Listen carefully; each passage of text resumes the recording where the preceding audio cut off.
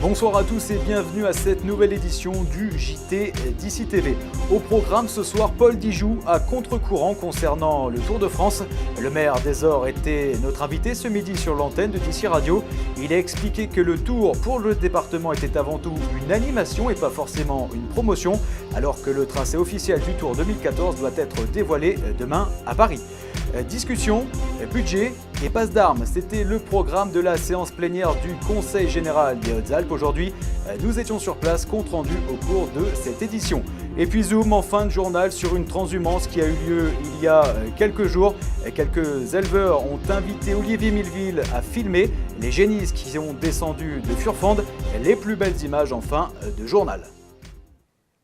Mais avant toute chose, notre traditionnelle image du jour est consacrée ce soir à la campagne de dératisation qui a commencé du côté de Gap. Regardez ces images tournées ce matin au bord de la Luye. Alors la campagne va continuer encore quelques jours puisque les équipes municipales seront à partir de demain dans les égouts de la ville de Gap. Attention, si vous promenez avec des chiens, des petits sachets ont été déposés, il y a du poison dedans. Heureusement, ils ont été mis derrière des pierres.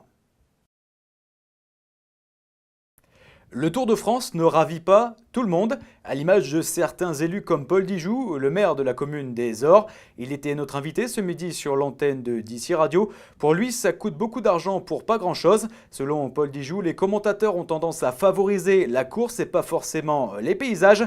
Alors, le Tour de France pour Paul Dijoux, c'est avant tout une animation et pas forcément une promotion du département, peut-être une promotion de certains élus. Écoutez-le, il était au micro de Jean-Marc Passeron. Pas grand-chose contre, mais je ne pense pas que ça apporte beaucoup de choses aux Hautes-Alpes et aux stations de sport d'hiver, d'avoir le Tour de France. Parce que Jean-Marc, vos collègues journalistes, ils parlent très très peu des endroits où ils sont et de ce qu'ils voient. Ils parlent du Tour, des coureurs, c'est normal d'ailleurs. Et je ne pense pas donc que ce soit une très bonne opération de communication. Séance plénière aujourd'hui au Conseil général des Hautes-Alpes. Il y avait beaucoup de sujets, à commencer par celui du budget. Il y a eu des discussions, de nombreuses discussions assez houleuses et quelques passes d'armes. Compte rendu signé Annick Berger. On a parlé gros sous ce matin au Conseil général des Hautes-Alpes lors de la séance plénière. À l'ordre du jour, les orientations budgétaires. Difficile dans un contexte économique compliqué alors que les dotations d'État ne sont pour le moment pas connues pour le département. On a donc parlé gros sous, mais également politique. À quelques mois des élections municipales et en pleine période trouble pour le département, les oppositions se font virulentes au sein de l'Assemblée. Vous vous présentez souvent, Président, comme un homme politique qui ne fait pas de politique, un élu local avant tout, priorité Hautes-Alpes. Quelle blague, hein? Vous suivez au contraire docilement les instructions qui vous sont données par votre hiérarchie, rue de Vaugirard. Nous sommes dans une situation effectivement qui nécessite de la sérénité et également de la stabilité et également de l'engagement. C'est ce que vous propose le président du CER et la majorité de ce Conseil général. Quand j'entends Christian Gragui dire qu'il n'y a aucune ambition sur l'avenir de ce département, enfin, je me demande où vous siégez. Vous êtes non seulement hors sol, mais vous êtes hors Conseil général, c'est pas possible. Monsieur Arnaud, vous dites que nous sommes des élus, que je suis un élu hors sol.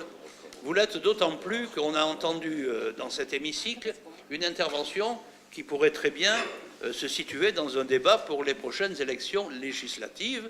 Peut-être y serez-vous candidat en 2017, je ne sais pas sous quelle étiquette, parce que les choses changent au fur et à mesure, mais en tout cas, réserver ce type d'intervention pour un débat législatif, alors là, vous serez certainement dans une situation plus appropriée. L'argent, nerf de la guerre donc, et nerf des discussions. Les orientations budgétaires 2014 ne prévoient aucune augmentation d'impôts au sein du département. Il était temps pour l'opposition qui, accusée d'augmenter les impôts en France via le gouvernement Hollande, rétorque qu'il n'y a pas si longtemps, la majorité du CER a augmenté de plus de 30% les impôts dans le département. Je voudrais rappeler juste deux choses. La première, c'est que dans ce département, le matraquage fiscal, si quelqu'un l'a exercé, c'est bien votre majorité, avec une augmentation massive de 30% d'impôts, alors même que d'autres chemins étaient possibles, nous vous les avons indiqués, et peut-être d'ailleurs que vous avez fini par les entendre vous avez fini par les entendre plus tard. Peut-être que vous êtes assagi, peut-être avez-vous enfin découvert ce qu'était une forme d'orthodoxie en matière de budget, puisqu'on peut constater que dans le budget de cette année, vous en êtes venu enfin à un budget d'investissement qui était de l'ordre de ce qu'on vous demandait de faire dès le début et qui aurait très certainement permis d'éviter ces 30% d'impôts. Il y a un slogan qu'on entend, un slogan publicitaire pour notre département qui dit souvent « Que seraient les Hautes-Alpes sans le lac de Serponçon ?» Vous l'avez souvent entendu. Eh bien moi, je vais vous dire un truc. Que seraient les Hautes-Alpes si nous n'avions pas eu le courage d'assumer politiquement et financièrement la hausse de 30%.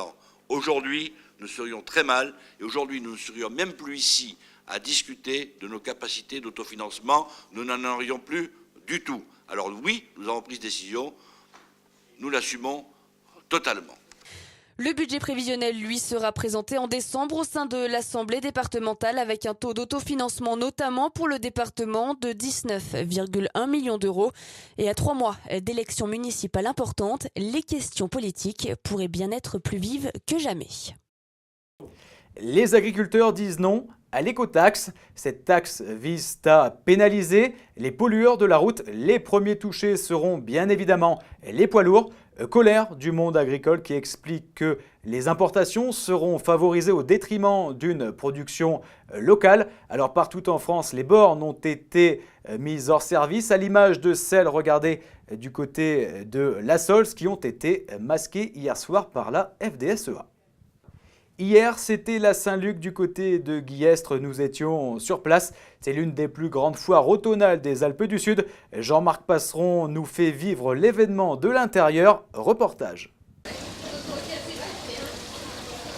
Alors la Saint-Luc à Guillestre, c'est la tête de veau, mais pas seulement. Ce sont surtout des rencontres, des échanges entre des gens venus des 4 coins des Alpes du Sud, de toutes les vallées, du Queyras bien sûr, du Guillestrois, de l'Embruiné, du Champsaur, du Buèche, du Briançonnais, mais aussi beaucoup d'Italiens. On a entendu beaucoup d'accents italiens aujourd'hui dans cette Saint-Luc 2013, comme chaque année d'ailleurs. Avec la douceur, il y avait beaucoup de monde, cela a été une vraie réussite et beaucoup de plats à servir pour le chef Bruno du Catina Fleury.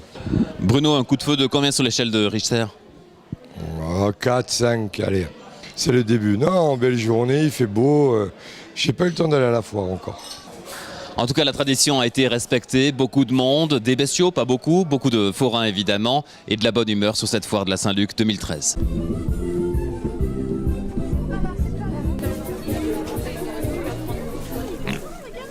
Ah, vous la mettez là. Alors, je vous explique juste une recette avec ça que j'adore. C'est la salade landaise. Vous savez, avec les gésiers et les foies de volaille. C'est le but des foires, c'est le but social qui est très important au-delà du but de commerce qui était certainement la base de la création de ces foires, mais qui se perd certainement un peu, notamment pour tout ce qui est bétail, ce qu'on voit aujourd'hui sur la foire de Guillestre et qu'on a vu sur d'autres foires cet automne. Mais il faut être là, il faut toujours être présent parce que c'est la vie de nos villages.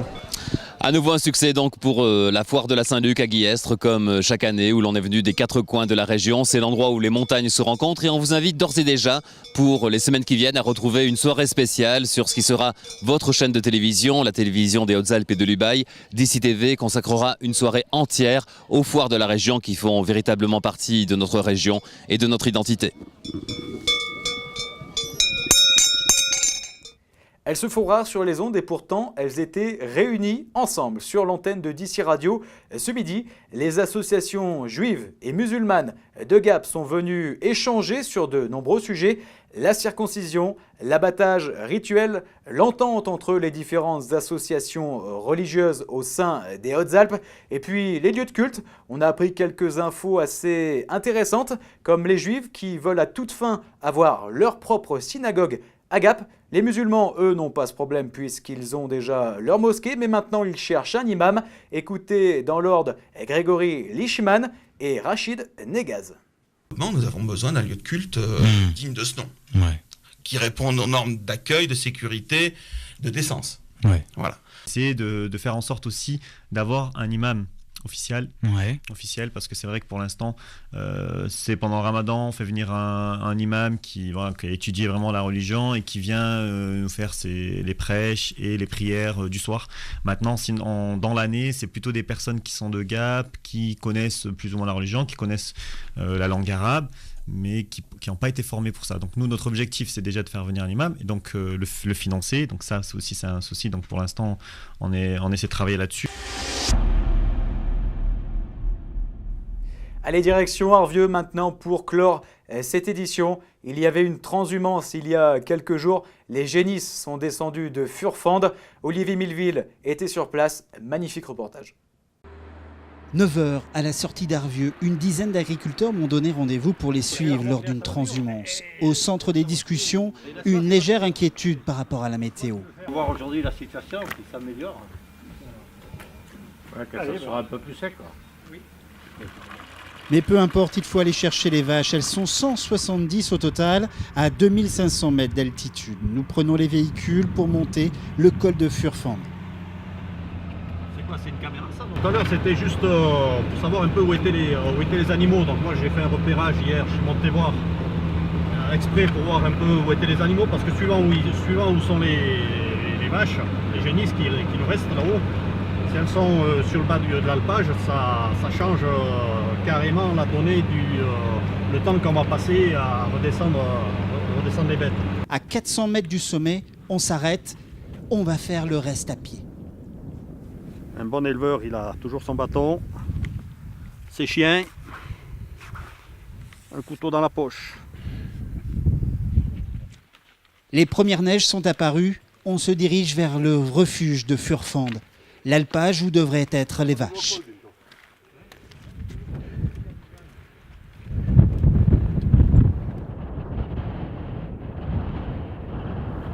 Bonne surprise, les vaches sont bien légèrement plus bas que prévu. Elles sont un peu dispersées, il faudra les regrouper. Touche!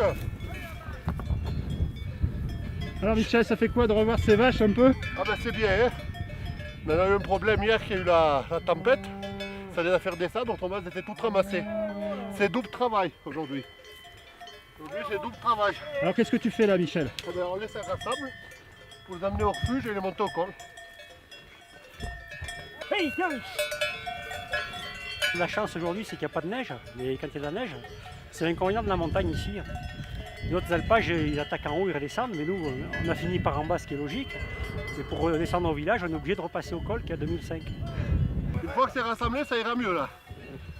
Mon ami. Je savais pas que les vaches pouvaient monter comme ça, hein? Ah si. Mais on a de la chance, il n'y a pas de neige. Hey!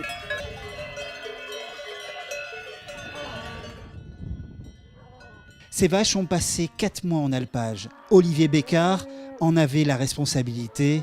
Il est le vacher. Le boulot de vacher, surveiller les vaches, essayer de faire en sorte qu'elles aillent au bon endroit, donc faire des parcs pour qu'elles mangent bien l'herbe, pour qu'elles fassent aussi certaines fois un peu de pâturage dans les endroits qu'elles n'aiment pas, ce qu'on appelle les mesures agri-environnementales, donc manger des herbes qui se développent et qui ne sont pas très appétantes et qui finalement ont tendance à envahir, et puis aller les voir, leur dire bonjour, les caresser. Une bonne partie en fait c'est de les garder dociles, domestiques, habitués à l'homme. C'est le moment le plus difficile, remonter le col. Les vaches ne surseillent pas, elles montent allègrement cette pente à plus de 20%. Là en effet, occupé de monter une pente à 20%, c'est la dernière, vient de nous dire Christian. Mais croyez-moi, là on comprend pourquoi. Les agriculteurs là, qui sont derrière moi, les éleveurs ont des bâtons. C'est vraiment très très physique, aussi bien pour eux que pour les vaches. Mais bon, c'est en bonne voie. Une petite heure pour monter ce col. On laisse derrière nous un paysage grandiose avant d'entamer une descente magnifique vers Arvieux. Un chemin que l'on emprunte au cœur des mélèzes jaunies qui sont rentrées en repos végétatif. D'autres vaches d'Arvieux referont le chemin inverse d'ici fin juin 2014.